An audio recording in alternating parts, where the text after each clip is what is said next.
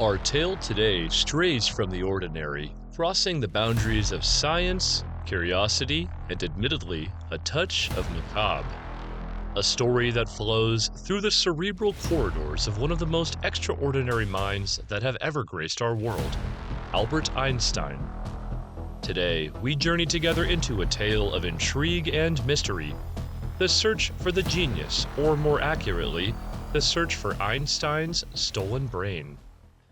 The tale begins with the fading embers of a life that had forever changed the way we perceive the universe.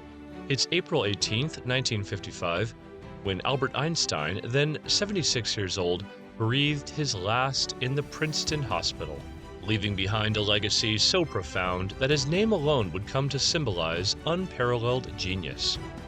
But it's at this moment when our story takes a most unexpected turn.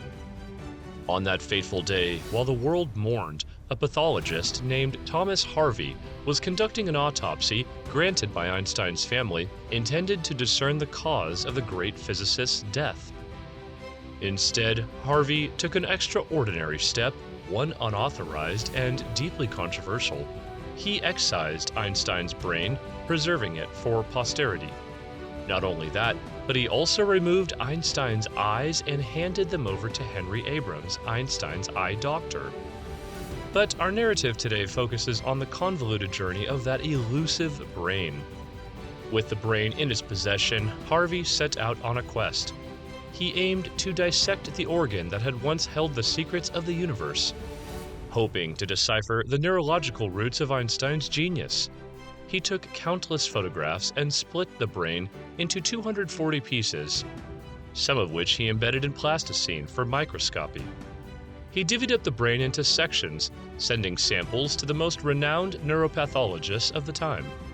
A worthy endeavor, perhaps, if done with the right permissions. But Harvey had acted without the consent of Einstein or his family. In fact, when the news broke, the world was divided between those who saw Harvey's actions as sacrilegious and those who deemed it an unusual but potentially beneficial act for science. Einstein himself in his will had stipulated that he wanted to be cremated, his ashes scattered, to avoid the potential for his resting place becoming a point of idolatry. His son, Hans Albert Einstein, deeply disturbed by the transgressions of Harvey, initially considered legal action but eventually gave his reluctant permission to Harvey. However, he stipulated that any investigation should aim for the advancement of science and not be publicized or used for fame. So, with the grudgingly given permission of Einstein's family, Harvey began his quest to unravel the secrets locked within Einstein's brain. But Harvey was a pathologist, not a neurologist, and the task he'd set for himself was daunting. Over the years, he collaborated with multiple scientists, but the research seemed inconclusive, and the path to unlocking genius remained as elusive as ever. In the midst of this, Harvey found himself in personal turmoil.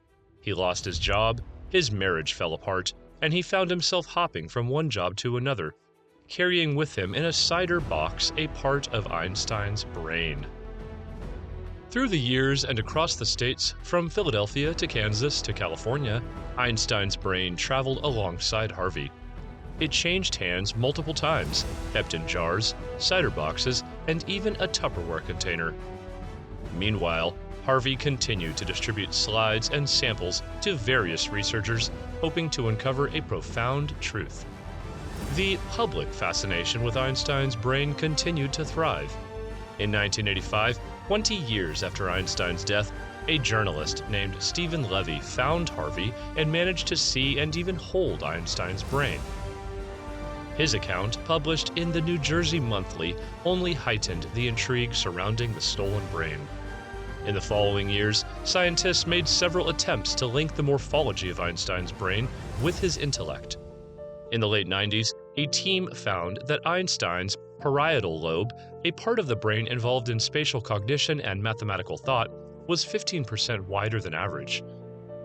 Later, another study claimed that Einstein's brain had extra glial cells, cells that support and insulate neurons. But these findings, while interesting, are far from definitive proof of the source of Einstein's genius. They serve more to add layers to the mystery than to unveil the truth. As for Thomas Harvey, his lifelong quest to decipher the genius of Einstein ended on April 5, 2007, when he passed away.